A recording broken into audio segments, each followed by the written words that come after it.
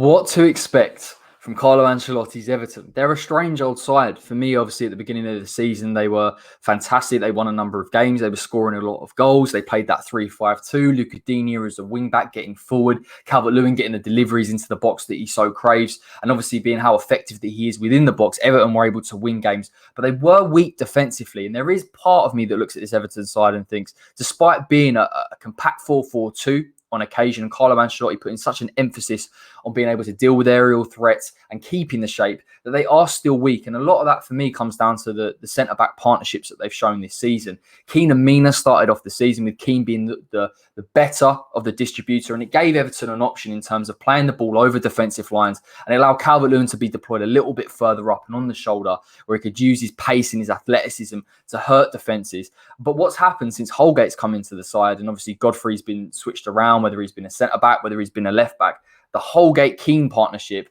spells a lot of mistakes.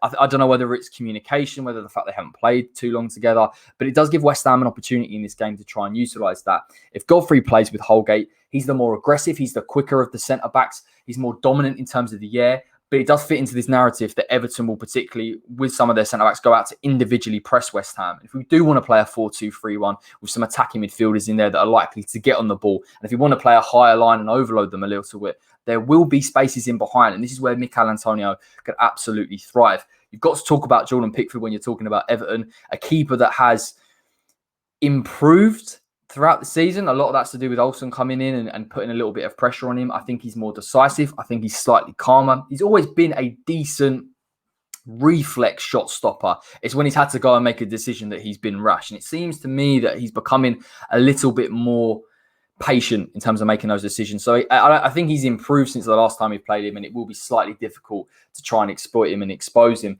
You've got to look at the fullbacks in Luca Digne and Seamus Coleman, who have been out for the majority of the season, but Luca Digne offers a clear threat down that left-hand side. Will look to bomb on. Possibly West Ham could exploit the space in behind and may need to employ somebody like a Jarrod Bowen to help out Soufal in terms of that defensive work. Seamus Coleman, again, a good player in his day. I think, obviously, since the injury, he has slightly declined as a player, but it will offer Everton options going forward, creating width, trying to stretch West Ham a little bit. And by using those wide areas, they'll look to get deliveries into the box and expect someone like a Richarlison to come a bit central with Dominic Calvert-Lewin. The double pivot is interesting. It is at full strength, I do believe, for this West Ham game. It'll be Doucouré and Allan. Allan is a really astute player, obviously intelligent defensively, hard-working, but I think as well going forward, he's technically very good. He's got an eye for a pass, decent vision, can allow Everton to keep possession in West Ham's half and final third at times. So it does mean that they'll be a little bit more oppressive in their attacking phases. And Doucouré, obviously, we know about his athleticism, slotting in at times to the fullback positions, as well as ball carrying ability. So it is something for West Ham definitely to look out for in that instance. The attacking midfielders slightly quelled by the absence of someone like a James Rodriguez, who Carlo Ancelotti has really tried to advocate within this side. And when they were playing that 3-5-2, or even at times that 3-4-3, he was a star man. He was allowed the freedom to get on the ball. And against West Ham for those last 20 minutes, he did cause us a few issues. He was getting on the ball and he did threaten to get Dominic Calvert-Lewin in behind.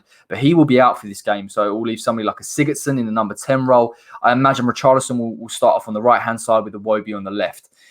Richarlison naturally is the more dynamic of those attacking three midfielders. I expect him to get slightly closer to Calvert-Lewin. Although, having said that, I think West Ham dealt with him incredibly well last time, nullified him in the way that we play our 4-2-3-1.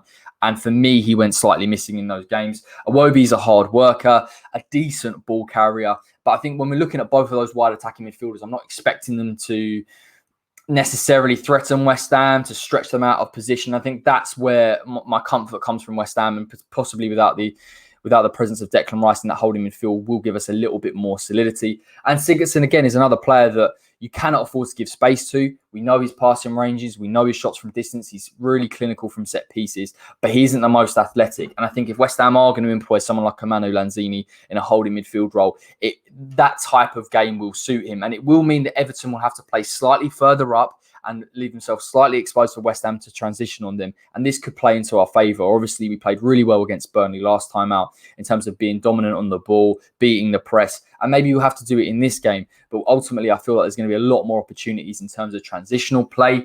I think the key weakness from this Everton side is the disconnect between the defence and the attack. And And that comes a lot from the midfield. That I know Decore is very athletic, willing to get forward. Alan can do the same job. But for me, it feels like there is a disconnect. The attacking midfielders and the striker and Calvert-Lewin are sort of deployed to go and press the ball.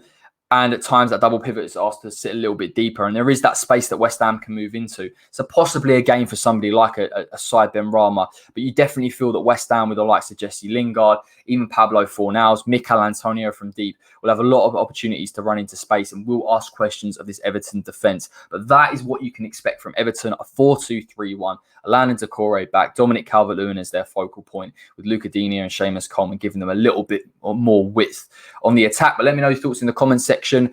Do you expect Everton to play this way? Do you fear Everton? Do you think that they can come to the London Stadium and cause us any issues? Make sure you like the video even. Subscribe to the West Ham Way if you're new. I'll be back very shortly with my team that I would like to see play against Everton tomorrow. Take care, everybody, and I'll see you all very shortly.